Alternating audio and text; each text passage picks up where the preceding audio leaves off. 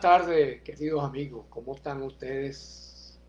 ¿Cómo han pasado estos días importantes y trascendentes para la historia de la humanidad? Eh, bueno, como es costumbre, para aquellos que ya nos conocen, para aquellos que ya saben de la existencia de este espacio, pues un gran abrazo, bienvenidos, como sabemos, en un espacio destinado a conversar acerca de las cosas importantes que van ocurriendo en la vida, ¿no? Un dito aquí, ¿qué será esto? Administra tu transmisión y mira quién la está viendo. Aquí aparecen unas nuevas cosas. Todos los días van apareciendo cosas nuevas en estos medios, ¿no? Ok. Eh, Me está pidiendo aquí una serie de cositas, ¿no?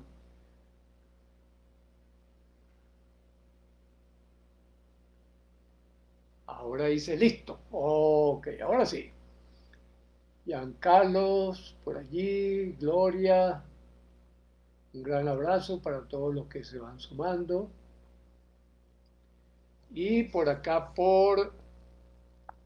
eh, por YouTube también, FPS demasiado bajos. Vamos a ver, esto no sé bien cómo aquí para que esto cambie. Ok, esto me apareció también la otra vez. Ok, ya estamos, ya estamos listos.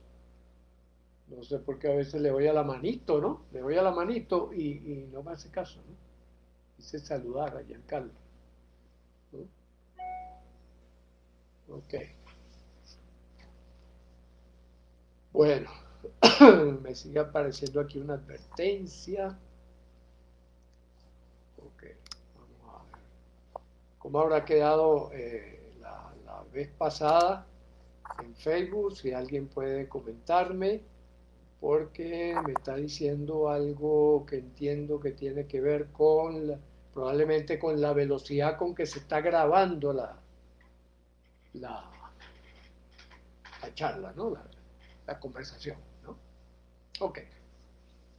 Bueno, para aquellos que no, que son nuevos, que están ingresando nuevos a esta experiencia, pues simplemente les digo, mi nombre es Luis Arocha Mariño y me he dedicado a buscar modelos para que la gente, incluyéndome a mí mismo, por cierto, para que la gente pueda vivir lo mejor posible, para que la gente pueda encontrar fácilmente, accesible, a bajos precios, las mejores formas para vivir cada vez mejor y mejor.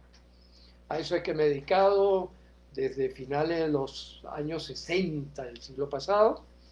Eh, Soy médico psiquiatra, epistemólogo y eso ha servido de marco excelente para dedicarme al estudio, comprensión y transformación positiva del ser humano, ¿ya?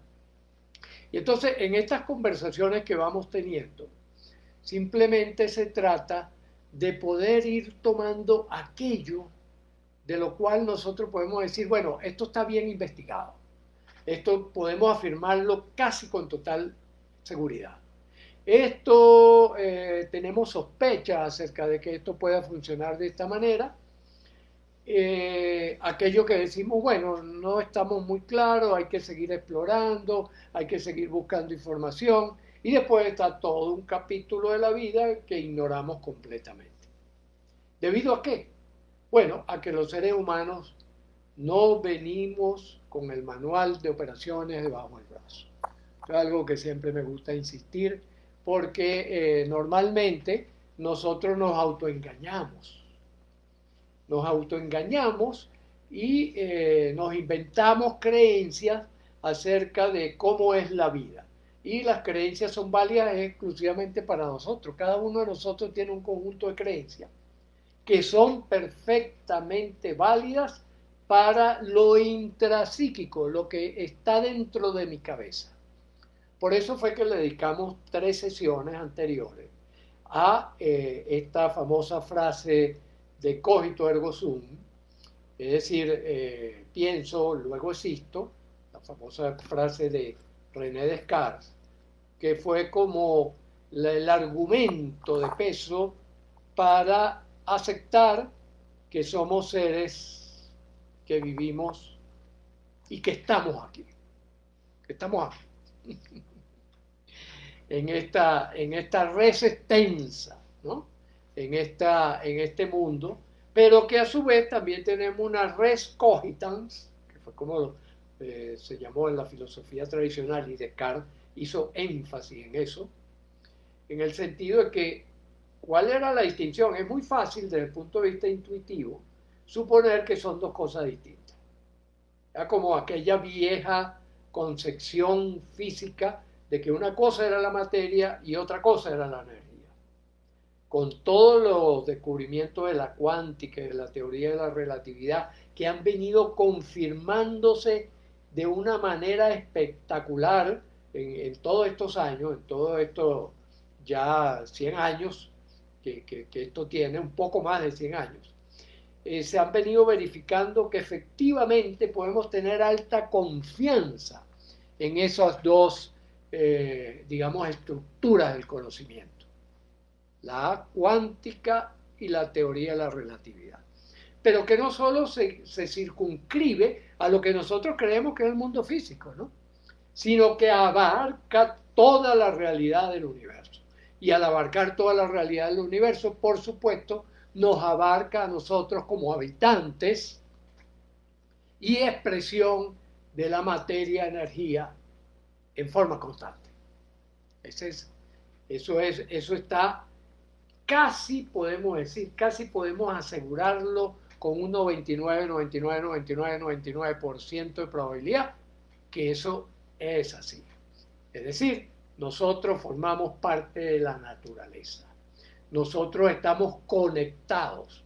Nosotros formamos un tejido junto con el mundo material, materia-energía. Formamos un conjunto con la estructura social, que es simplemente una particularidad que nosotros aislamos de la naturaleza, ¿verdad? Y formamos un conjunto con el mundo espiritual o con lo trascendente. ¿Ya? Y la consecuencia de eso, ¿qué es? Que yo hago una representación, me hago una historia imaginaria de eso en mi cabeza. Y entonces yo digo, esa es la vida. Por eso es que nosotros decimos, en el mundo material hay verdades y hay mentiras. ¿Sí? Que están asignadas por las leyes de la naturaleza, es decir, por la física, por la química, por la biología, recogidas por seres humanos también y reinterpretadas a la luz de esa disciplina. Y tenemos un mundo, una red social, donde las verdades y las mentiras son sociodependientes, es decir, son criterios. Criterios que desarrollamos los humanos, que vamos transmitiéndonos de generación en generación y que lo vamos cambiándonos según los vientos y los acontecimientos que vayan ocurriendo. Por ejemplo, vamos a poner un caso, el caso de moda, perdonen que lo llame así, pero en realidad es un caso de moda, ¿verdad? En donde, bueno, por ejemplo, ahora los derechos de LGTB, ¿verdad?, son válidos socialmente en la mayoría ya de los países y por lo tanto hay un trato preferencial, podríamos decir, un trato preferencial. Hace 100 años atrás, cualquiera de esas tendencias eran consideradas delitos. Entonces, fíjense, eso es el código social, que es una creación nuestra convenida, aquello que Rousseau llamó el contrato social, No, un contrato, a veces escrito, a veces no, lo escribimos, por ejemplo, en las leyes de los distintos países. Igual, la existencia de los países, por ejemplo. La existencia de los países es un hecho social, no es un hecho material. ¿Ya? Que nosotros tracemos puntos y rayas sobre el territorio no significa que en la naturaleza previa a nosotros hayan estado esos puntos y esas rayas. No, no existían. Esos puntos y esas rayas son convenciones sociales, son reglas de juego inventadas por los humanos para, bueno, para poder convivir de una manera más o menos amable, ¿no? Más o menos amable. Por eso es que estamos más cercanos de la guerra que de la paz. ¿Ya? ¿Por qué estamos más cercanos de la guerra que de la paz? Porque precisamente la guerra es la expresión de la incapacidad de las partes de resolver un acuerdo, un contrato de forma amable, de forma humilde, de forma solidaria, de forma empática, de forma simpática. Esa incapacidad para poderlo hacer de esa manera es lo que nos conduce a la guerra, a los enfrentamientos, cosa que ocurre en las mejores familias, ¿verdad? Cosa que ocurre en las parejas, cosa que ocurre en las amistades, cosa que ocurre en los vecindarios, cosa que ocurre entre los países, como por ejemplo esta catástrofe humanitaria que estamos viviendo actualmente con el tipo de relación entre Putin por una parte y por otra parte los ucranianos. Entonces, eso es producto precisamente de nuestra incapacidad para decir, wow, nos dejamos comer por la soberbia, nos dejamos comer por la ignorancia, nos dejamos comer por la desmesura y nos dejamos comer por el autoengaño. Esas son pautas importantes desde el punto de vista de lo social. ¿Y por qué ocurren este tipo de situaciones? ¿Por qué ha de ser así? Bueno, entre otras razones porque nosotros tenemos limitaciones neurológicas. Es decir, la neurología es lo que nos permite precisamente darnos cuenta de qué está ocurriendo, de qué está pasando dentro y fuera de nosotros y la manera como nosotros podemos abordar esa situación. Un abrazo para mi querida doctora Omides, nuestra compañera de lucha en el trabajo particular de la medicina y en el trabajo particular de la telemedicina, donde ella es una de nuestras líderes mundiales en este asunto de incorporar toda esta tecnología maravillosa al servicio del crecimiento humano y no al servicio de la destrucción humana. Y eso es lo que se hace a través de la telemedicina, de la teleasistencia, de la teleconsultoría, ¿no? Sobre todo en lo que se refiere al proceso salud-enfermedad. Bueno, entonces esto obedece a dos razones fundamentales que son dos reglas fundamentales del juego de la vida. Uno, formamos un tejido. Nosotros estamos tejidos con el resto de la naturaleza.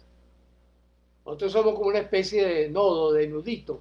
Imagínense ustedes que fuésemos como unos hilos que se están entrecruzando. Esos hilos son la vida material, la vida social, la vida espiritual y la vida mental. Y esa intersección de los hilos, ese punto donde se anuda, es cada uno de nosotros. ¿Ya?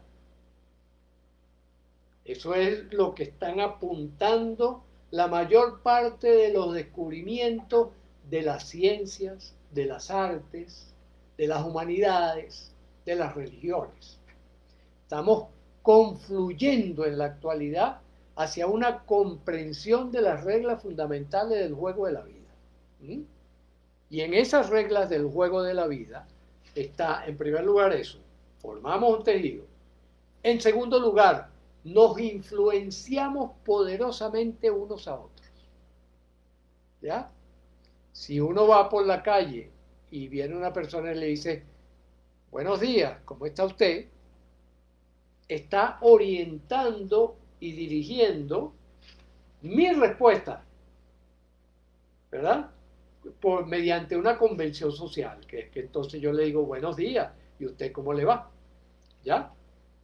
¿Por qué? Porque es una convención, es un acuerdo que ya nosotros hemos automatizado, que hemos metido en nuestro inconsciente para darle poder al convivir, a poder jugar distintos juegos, por ejemplo el juego del trabajo, el juego de la amistad, el juego de la conformación de pareja, el juego de la formación de familia, el juego de la vivencia de vecindarios, el juego de las nacionalidades, ¿no?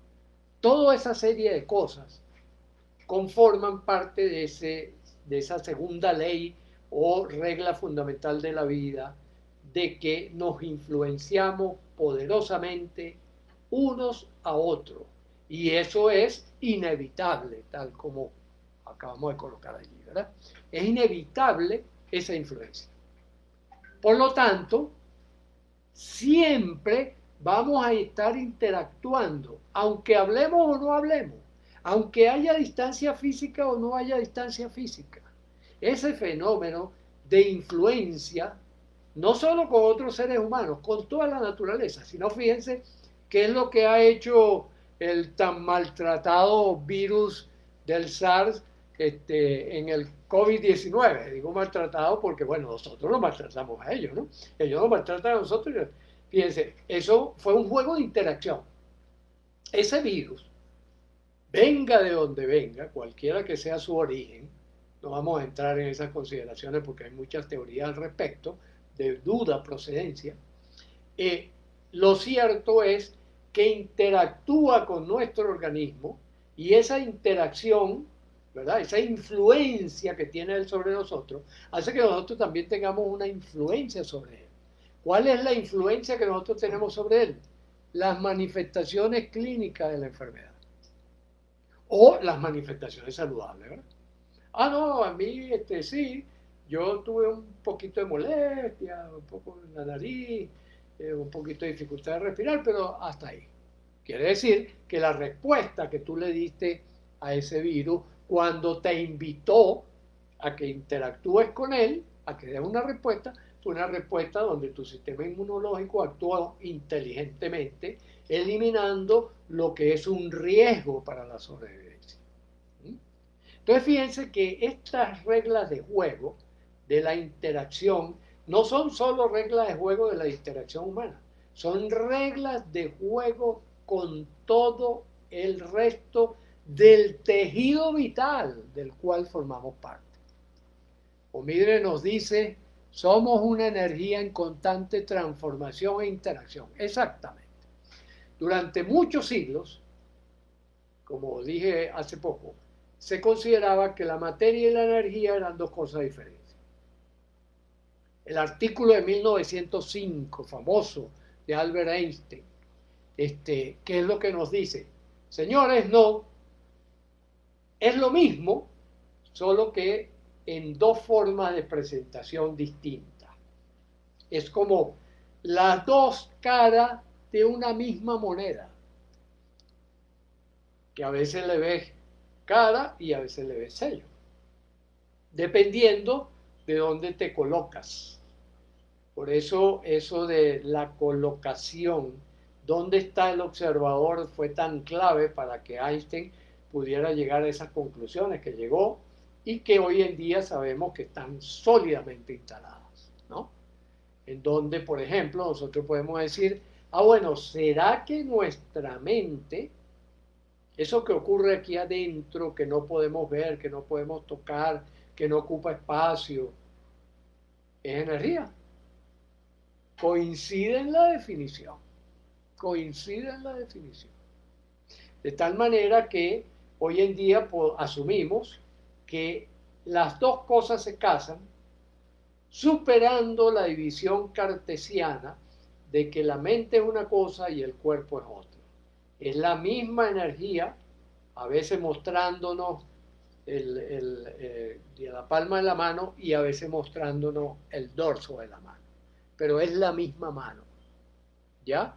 Así puedo verla como energía y puedo decir, por lo tanto, ok, eso es la mente, eso es lo espiritual, ¿verdad? O se me muestra como materia y entonces yo la puedo ver, tocar, oler o adquirir a través de lo que llamamos la tecnología. ¿Qué es la tecnología? La prolongación de nuestros sentidos y de nuestras competencias motoras para ir más allá de las limitantes neurológicas normales o naturales. ¿Sí? Entonces, eso es lo que es la tecnología. Entonces, por ejemplo, estos lentes, que es tecnología, por supuesto, es tecnología, hacen que mi vista, pobremente desarrollada, pueda llegar a niveles que podríamos llamar normales. Pero tenemos también el telescopio, ¿no? Entonces fíjense cómo los telescopios han dejado de ser ópticos. Ahora los telescopios tienen que ver con bandas electromagnéticas, etcétera, etcétera, comportamiento de las radiaciones, ¿no? ¿Qué fue? Una extensión de la mirada, ¿ya? Cuando nosotros utilizamos, por ejemplo, el celular, lo que estamos utilizando es una extensión de nuestras capacidades de comunicación. Ya no necesitamos estar cerca en la dimensión espacio-temporal para podernos comunicar. De tal manera que, fíjense, por ejemplo, eso es lo que está desarrollando, ¿verdad?, la telemedicina, por ejemplo, y la telesalud. Que para nosotros también ya hay una comprensión de que salud y enfermedad también son dos caras de la misma moneda, ¿no? Son las dos caras de la expresión de estar vivo. Y que, por lo tanto, cuando tomamos ciertas decisiones, mostramos la cara enfermante, cuando tomamos otras decisiones, mostramos la cara saludable. Por eso también, al día de hoy, en estas acciones, en este interactuar, ¿verdad?, en este completar los circuitos de realimentación de ese tejido, es fundamental para vivir cada vez mejor. En tanto que esas leyes de la interacción las asumimos y las podemos convertir en herramientas útiles, que es el trabajo tecnológico al cual nos dedicamos los que trabajamos con el estudio, comprensión y transformación positiva del ser humano, como son los psicólogos, los sociólogos, los médicos, los ingenieros de salud y toda esa serie de personajes que van, ¿cómo se llama?, incorporando nueva información útil para vivir cada vez mejor y mejor. Y como les decía, la intención de este espacio es precisamente brindarnos el hecho de que esas herramientas están allí, están presentes, ¿no? Están presentes. Y que por lo tanto, si yo quiero tener excelentes vínculos materiales, sociales, espirituales y mentales, conviene que yo esté al tanto de esta información. Entonces, dos primeras cositas importantes, ¿verdad?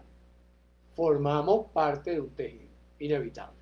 Por lo tanto, bueno, tenemos que saber que estamos expuestos a las leyes de la física, a las leyes de la química, a las leyes de la biología, a las leyes de la sociología, a las leyes que el método científico va enriqueciendo y va poniendo a nuestro servicio.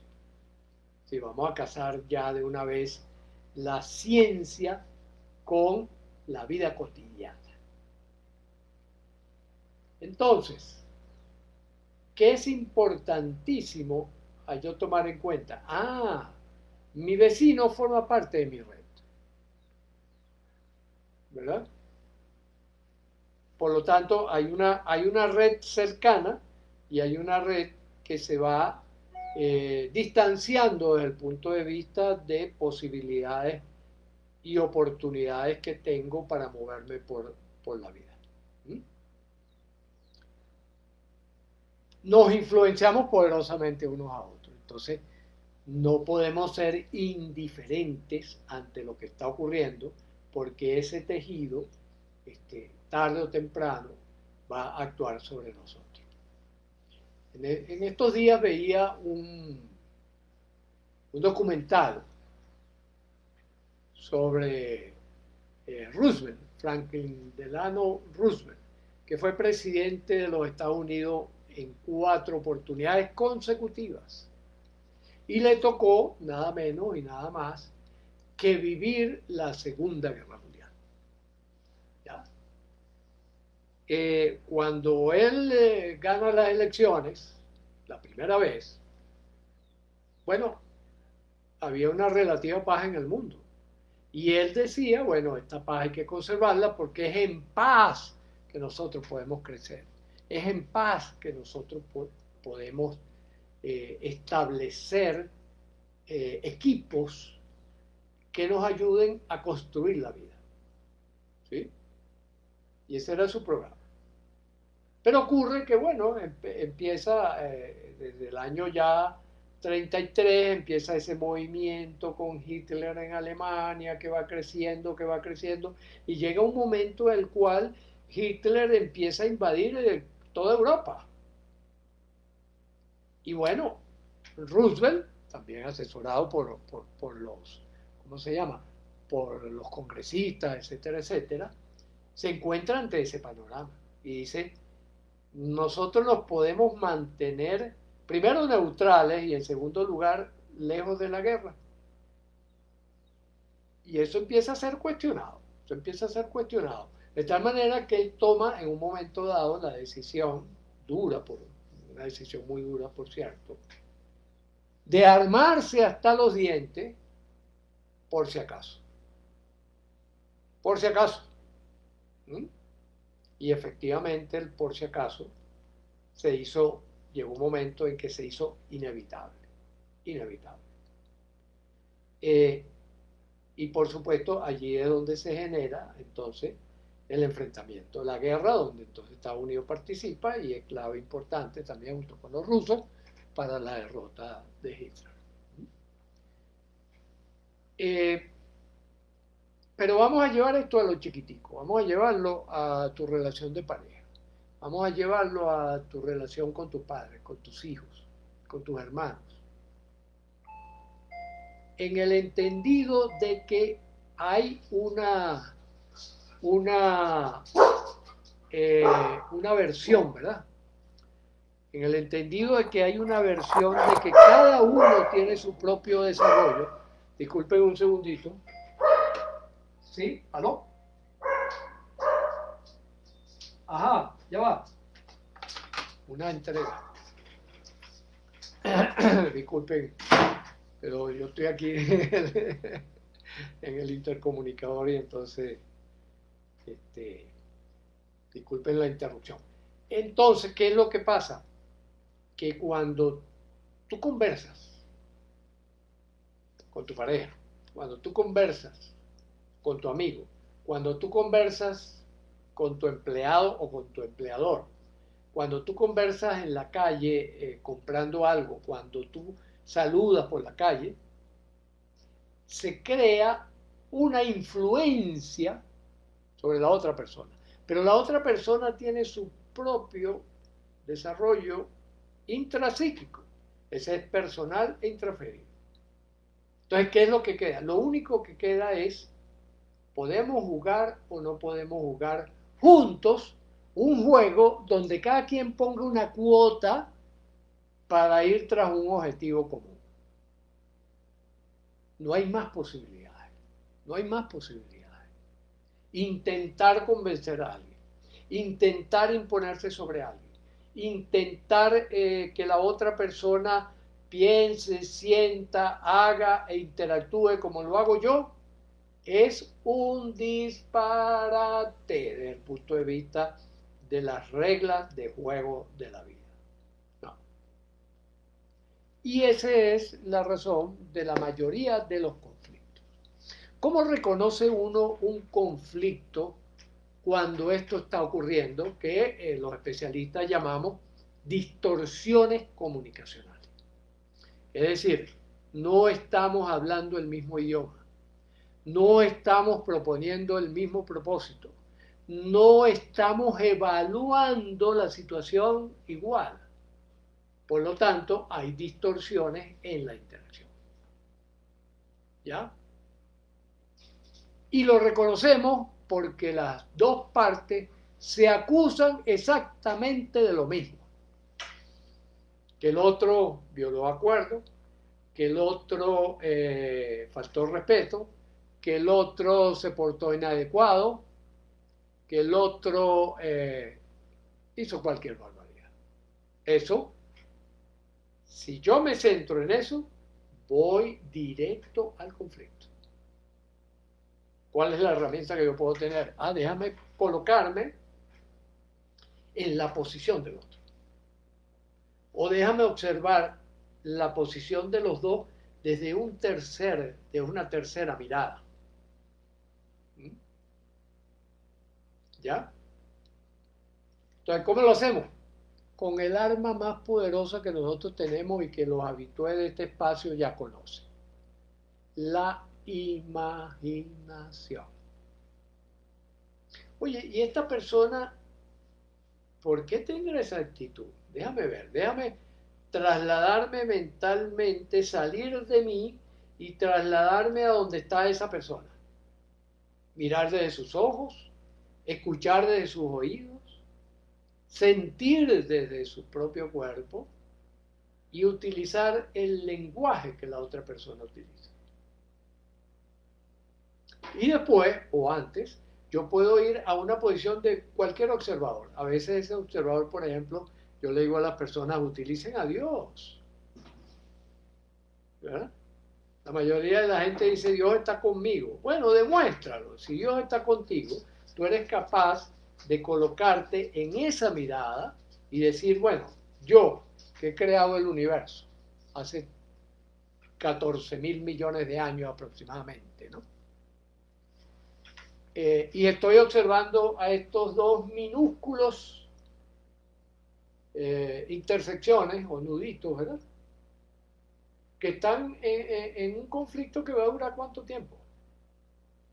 Que están en una diferencia de criterio, que cuál es su trascendencia para el destino de todo este universo. Entonces, bueno, déjame observarlo con curiosidad, a ver qué aprendo. Y bueno, y reírme. Claro, la risa, remedio infalible, decían, ¿no? Y reírme porque eso es. Nosotros somos un instante, ¿no? Si nos colocamos en esa visión. Y entonces, podemos estar más tranquilos. La ansiedad, la ira, la tristeza, el asco o cualquiera de esas reacciones tontas que nosotros tenemos frente a situaciones que no son realmente amenazantes para la vida, las tomamos con otro cariz, con otra mirada. Fíjense que en eso es que ha resultado muy interesante, ¿no? La meditación. La meditación, ese recurso que nació en el oriente del mundo, ese recurso que nos permite como ubicarnos en una exacta dimensión. Nosotros somos unos pasantes, unos micropasantes por este universo.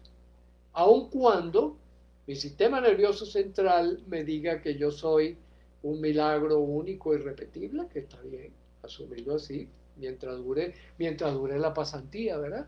Asumirla como algo interesante, como algo, como una oportunidad de que yo tengo los recursos para poder actuar sobre la vida y poder dejar también una huella si así lo deseo. Pero ya sin angustia. En vez de angustia, serenidad. En vez de ira, reflexión. En vez de tristeza, alegría. ¿Ya? En vez de asco, aceptación. Entonces, esas son las grandes claves. Si ustedes quieren tener unas excelentes relaciones con todo, hasta con el virus, ¿verdad? Relaciones con el virus, relaciones con la guerra, bueno, que hay amenaza de que pueda expandirse por todo el planeta. Recordemos que el mundo se hizo chiquito gracias a toda esta tecnología. Tengámoslo en cuenta. Y que en la medida en que esta tecnología también nos pueda ser útil para nosotros recabar e enriquecer posibilidades de interacción. Por ejemplo, fíjense, en este momento estamos interactuando, nosotros aquí estamos interactuando y nos va bien, aun cuando estemos en lugares geográficos, en la red extensa, estemos en lugares geográficos distintos. No importa, ya eso está superado. Entonces, esa es la oportunidad que nosotros podemos tomar en cuenta, hacerla nuestra y disfrutarla plenamente. ¿Verdad? Entonces, si nos vuelven a confinar, porque por allí está creciendo una ola de que vamos a volver a una situación incluso mayor que la que ya vivimos durante estos 2 años y pico, o ya casi 3 años, ¿verdad? Estar preparados para mejor utilizar estos recursos. Entonces, por ejemplo, si yo no puedo abrazar a mi hermano, por lo menos puedo interactuar con él a través de esto, conversar, acordar y, ¿por qué no?, darnos un abrazo virtual y sentir el abrazo. Con la imaginación yo puedo, por ejemplo, decir, estas son las manos de mi hermano, no son las mías, y me abrazo y estoy ahí con él. Estas son las herramientas, ¿verdad? Son herramientas, al igual que, por ejemplo, que un esfero o bolígrafo, ¿verdad? Es una herramienta para yo dejar huella, o esto es una herramienta maravillosa para mostrar cómo nosotros nos vamos encajonando y metiendo dentro de categorías, ¿verdad? Hasta formar el tejido. O puede ser una herramienta también, esta herramientica que tengo por acá, ¿verdad? Fíjense. Son herramientas, pero estas herramientas son virtuales, por supuesto. Es decir, son para utilizarlas virtualmente. Esto es utilizarlo con nuestra imaginación. Nuestra imaginación es la más útil de las herramientas que nosotros tenemos a mano. Entonces, la próxima vez que usted interactúe con alguien o con algo que usted sienta que lo ofende, que le falta el respeto, que piense primero desde dónde esta persona está diciendo esto. Algún argumento interno tiene que tener para decirlo. Y entonces explorar eso a ver si es algo negociable. ¿Ya? Que si es algo negociable el asunto, y no solo si es negociable, si es compatible para que nosotros entremos a jugar un juego de interacción. Como decía Steven Pinker, ¿verdad? Lo importante y hasta lo problemático de los encuentros humanos es que probablemente continúen. Así que, queridos amigos, ahí les dejo esta herramienta, que es una herramienta que desarrollaron bastante en programación neurolingüística, que se llama posiciones perceptivas, o en PNL le pusieron el nombre posiciones perceptivas. Ya desde hace tiempo, esa es una herramienta muy vieja, que otros lo llamaban el espejo, otros lo llamaban la reformulación de la visión, le dieron 20.000 nombres, pero ese trabajo maravilloso que hicieron Richard Bandler y John Grinder de recopilar la información que en el momento había sobre la estructura de cómo nosotros procedemos y cómo nosotros intercambiamos información, mensaje, energía, pudieron comprimirla en esa maravilla que yo siempre recomiendo. La programación neurolingüística es quizás el mayor mordisco al conocimiento de cómo funcionamos los seres humanos en el siglo XX. Ok, mis queridos amigos, un gran abrazo y seguimos. Nos vemos el próximo miércoles.